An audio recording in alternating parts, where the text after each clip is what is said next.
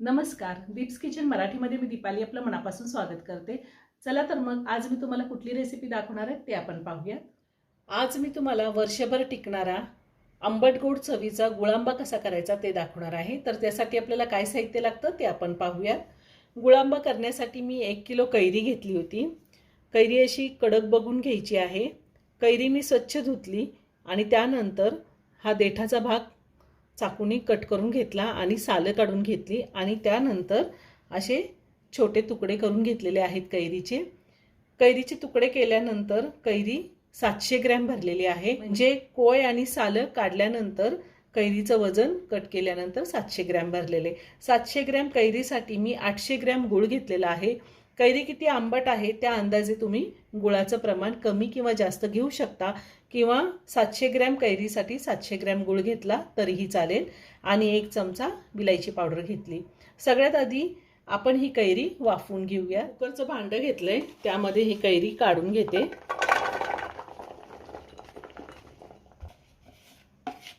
मी सगळी कैरी कुकरच्या डब्यामध्ये काढून घेतलेली आहे।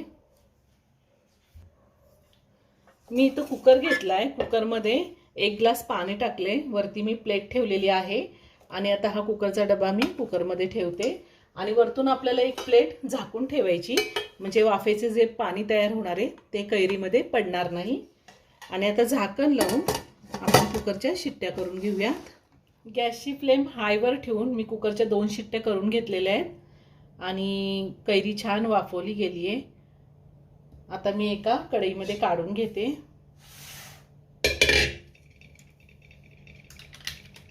अजून थोडी गरम आहे कैरी।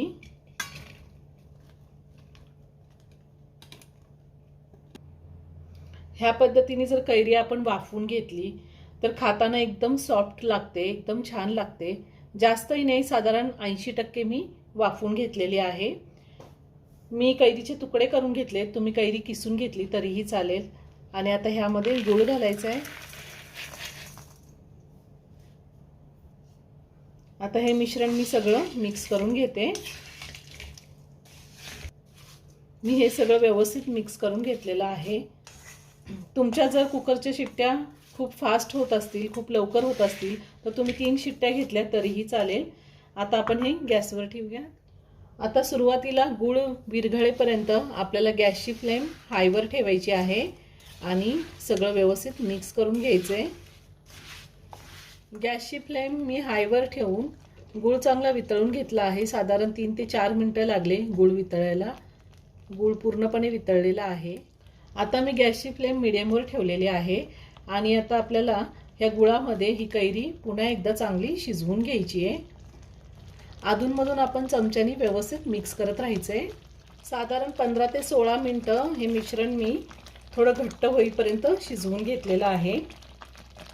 मिश्रण छान घट्ट झाले, कैरी गुळामध्ये व्यवस्थित शिजले आहे आणि गुळांबा सुद्धा तयार झालेला आहे आणि कलरही चेंज झाला आहे, छान चकाकी आलेली आहे। आणि हा शेवटचा जो थेंब आहे तो थोडा असं वेळाने पडला, म्हणजे असं एक तार आल्यासारखा पडला की समजायचं आपलं मिश्रण हे तयार झाले। जास्त जर घट्ट केलं तर मिश्रण थंड झाल्यानंतर अजून जास्त घट्ट होतं आणि गुळांबा खाताना चिकट लागतो। त्यामुळे आता मी गॅस बंद करते आणि ह्यामध्ये विलायची पावडर घालते। तुम्हाला जर दालचिनी किंवा लवंग घालायची असेल तरी तुम्ही घालू शकता।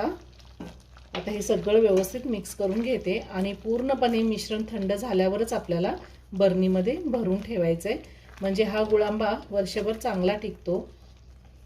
खूप छान झालेला आहे। विलायची पावडर घातल्यावर मी सगळं व्यवस्थित मिक्स करून घेतलंय। आता मी 5 ते 6 तास हे मिश्रण पूर्णपणे थंड होऊन देणार आहे आणि त्यानंतर काचेच्या बरणीत भरणार आहे। तर आपला गुळांबा तयार करून झालेला आहे, खूप छान झालाय। पूर्णपणे थंड झाल्यानंतरच मी काचेच्या बरणीमध्ये भरलेला आहे। मी सांगितलेल्या पद्धतीने तुम्ही जर गुळांबा केला तर वर्षभर एकदम व्यवस्थित टिकतो, अजिबात बुरशी लागत नाही। अशा काचेच्या बरणीमध्ये ठेवून आपण स्टोअर करू शकतो। व्हिडिओ जर आवडला असेल तर व्हिडिओला लाईक आणि शेअर करायला विसरू नका। रेसिपी आवडली असेल तर कमेंट करून नक्की कळवा। पुन्हा भेटूया अशाच एका छानशा साध्या आणि सोप्या रेसिपी बरोबर। धन्यवाद।